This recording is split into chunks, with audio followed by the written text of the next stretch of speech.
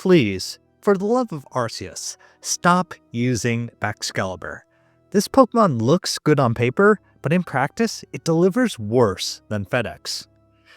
Before diving into why Baxcalibur falls short, let's first examine why it tempts so many players. As a pseudo-legendary, it boasts an impressive 600 base stat total, including a monstrous 145 base attack. Its bulk is nothing to scoff at either, with 115 health, 92 defense, and 86 special defense. Snow could even further bolster its defense by 50%, and there are plenty of great snow setters in the tier like Galarian Slowking and Alolan Ninetales.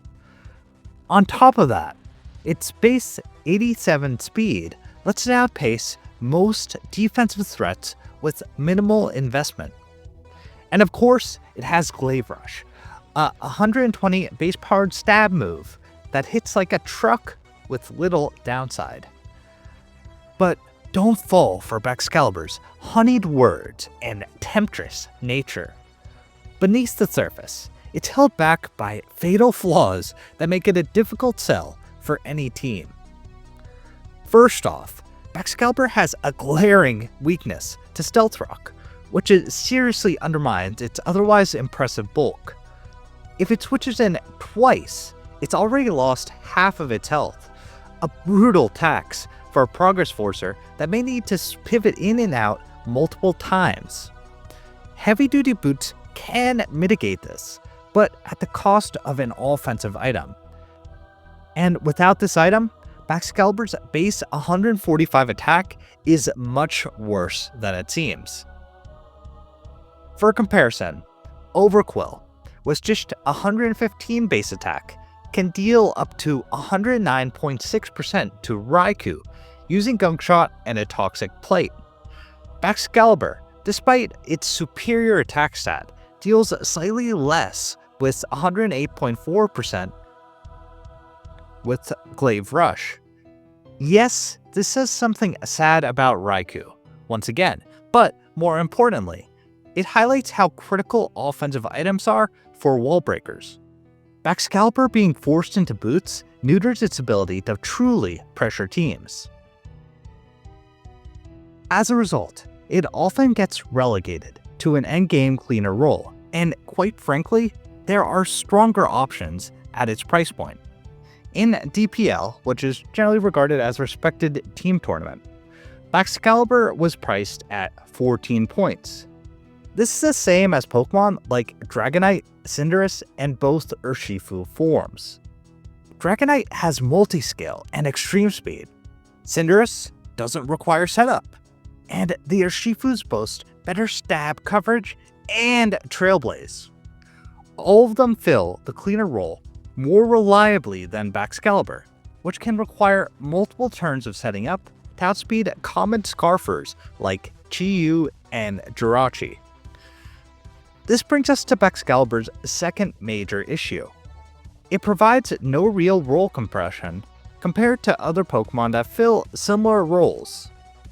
Baxcalibur's main competition as a Dragon Dance user and breaker includes Dragonite, Roaring Moon, Gouging Fire, Kyurem, Kommo-o, Scale Shot Garchomp, Mew, and Salamence. Dragonite can run mixed sets and act as a better mid-game revenge killer with extreme speed compared to Baxcalibur. Gouging Fire boasts superior stab options, a better ability, and a more diverse sweeping tools like Dragon Dance Breaking Swipe sets. Kyurem can go special or mixed thanks to its massive base 130 special attack and the strong Ice Beam Freeze Dry combo. Kommo-o serves as a superior mix breaker and can set up rocks. Garchomp is a hazard setter and a solid mix breaker with tools like Fire Blast. Mew is Mew. It can fill almost any role, and Salamence brings a better speed tier, stronger offensive presence and defensive abilities, and reliably has mixed breaking options.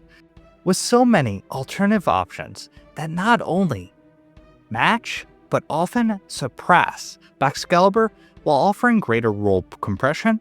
It's very difficult to justify drafting the big backs. A third major weakness of Baxcalibur is how awkward its Dragon Ice typing is, both offensively and defensively. Dragon and Ice share a similar problem offensively, in that both are resisted by steel types. While Baxcalibur does have ground coverage in Earthquake, many relevant steals that soft check it, like Iron Crown, Iron Treads, and Jirachi, outspeed it anyways, making Baxcalibur very awkward to use in the mid-game. This contrasts sharply with similarly priced breakers, like Urshifu Rapid Strike, whose stabs are unresisted by any single type and are much freer to click.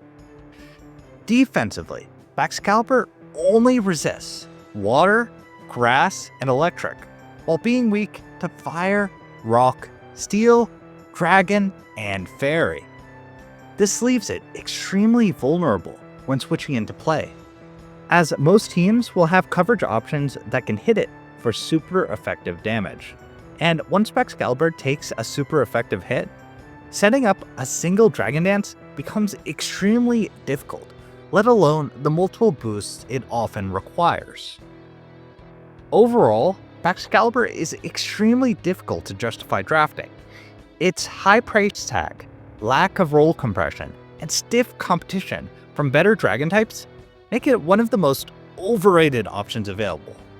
You can technically force it onto a team if you have points to burn, but in most cases, you're better off leaving Baxcalibur undrafted where it belongs.